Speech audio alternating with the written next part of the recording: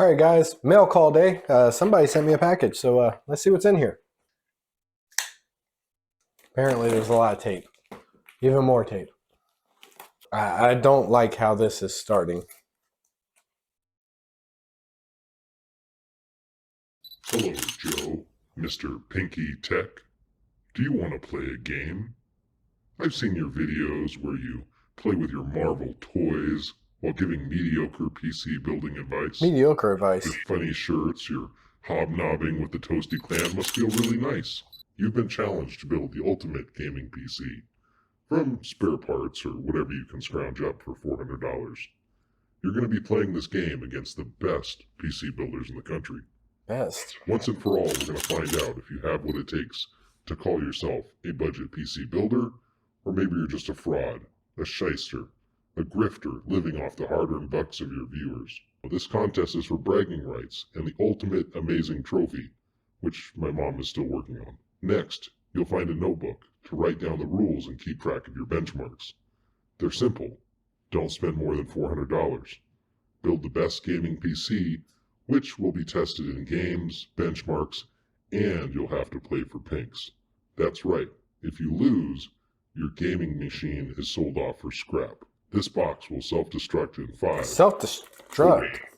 3. Oh, shit. What would be the fun in that? If you accept this challenge, tweet the hashtag I want to play a game in the next 24 hours. I'll be watching.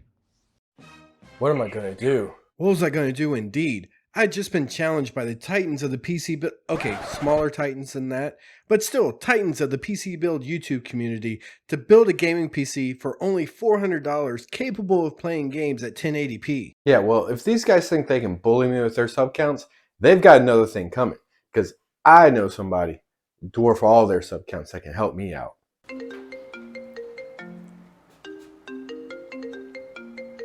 Who is that? I think that's the guy that we called the cops on from looking inside our video set the other day. Oh God, don't answer that. No, I'm gonna send the voicemail. Let's get started on that video. That was rude. A few moments later.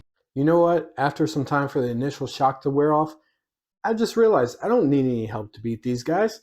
I've been building PCs for, well, a long time now, as you can tell by the lack of hair. So I'm just going to do what I would normally do. First off, figure out your budget. $400.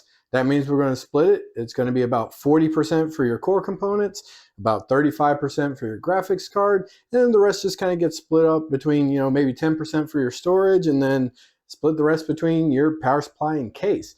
Easy peasy. I've already made a video on that. So now it's time to hunt. So I've already lined up a deal. It's a bit of a far drive, so I'm not going to be able to get out there till Saturday. But I'm going to get all the core components, basically everything I need, for about $180.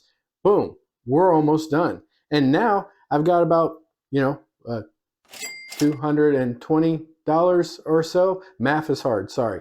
But $220 to get a graphics card. So I'm going to hop on over to Java and see what they have available there. I got the graphics card. It's a 1080 Ti. Those 11 gigs of VRAM should help out a lot.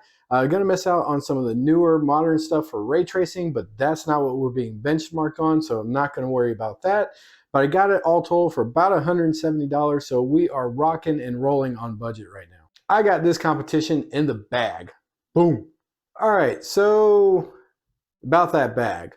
Yeah, I started messaging the guy on Friday, no response. Saturday came and went, no response. And, I did like any new builder did, and I put my faith in Facebook Marketplace users showing up for deals that they've confirmed. And yeah, that didn't happen. So now I'm in a little bit of a pinch because I've already bought a graphics card, but I also need to find some components, which means I'm going to have to find somebody with a bundle. Otherwise, I'm going to end up with like an Optiplex that I'm going to flip into another gaming PC, which no one would do that, right? I mean, that's just so unoriginal. Why would anyone do that? But now I'm in a bind. I've overspent on my budget on my graphics card. I did get a storage drive for a good deal off of Amazon, so that's all set, but I still need power supply, a case, processor, motherboard, pretty much everything else. So I'm back to square one on Facebook Marketplace to see what I can find. Luckily, I've found somebody here locally. He's got components. There's no case involved here, so I'm still going to need to find a case.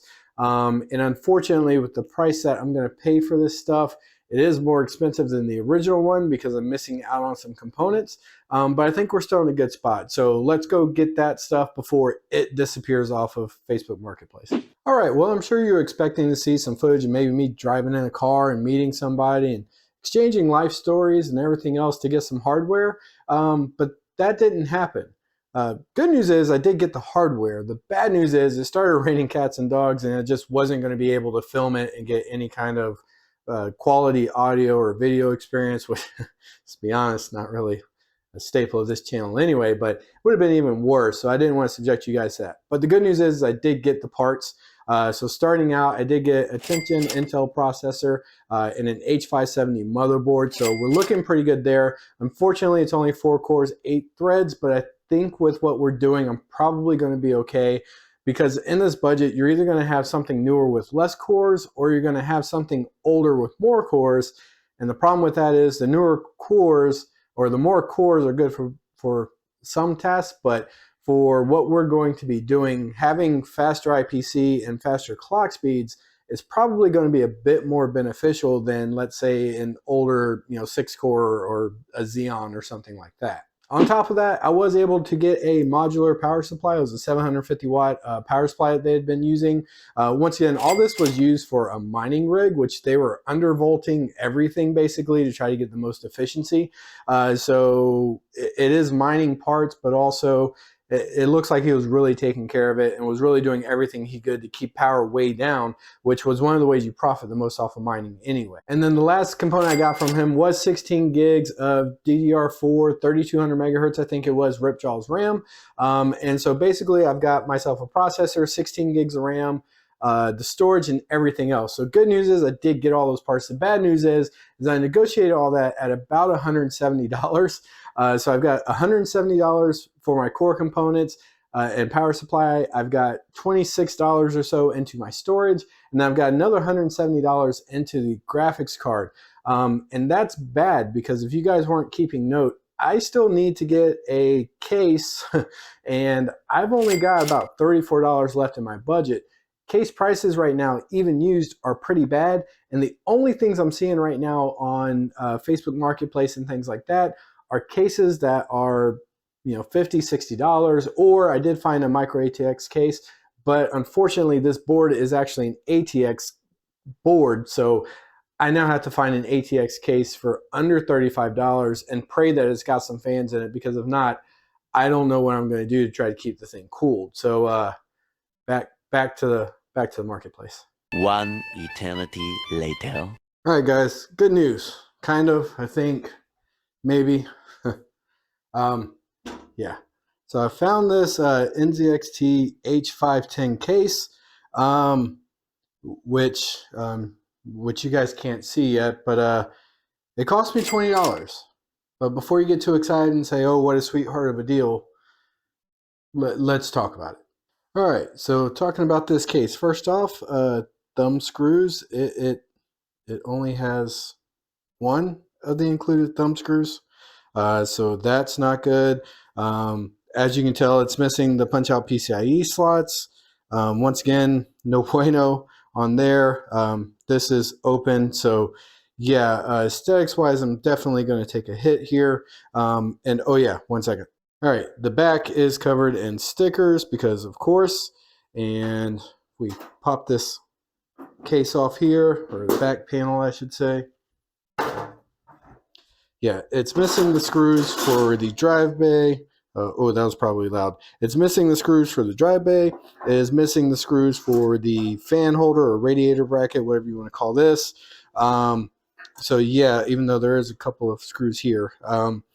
Yeah, it's missing some stuff. It's definitely busted and worn, but it's a case and it costs $20. All right, guys, and I was actually on Amazon, found a 3-pack of these Thermalright ARGB fans. They're actually 4-pin fans. They're the 3-pin ARGB, but they cost a whopping $13.90.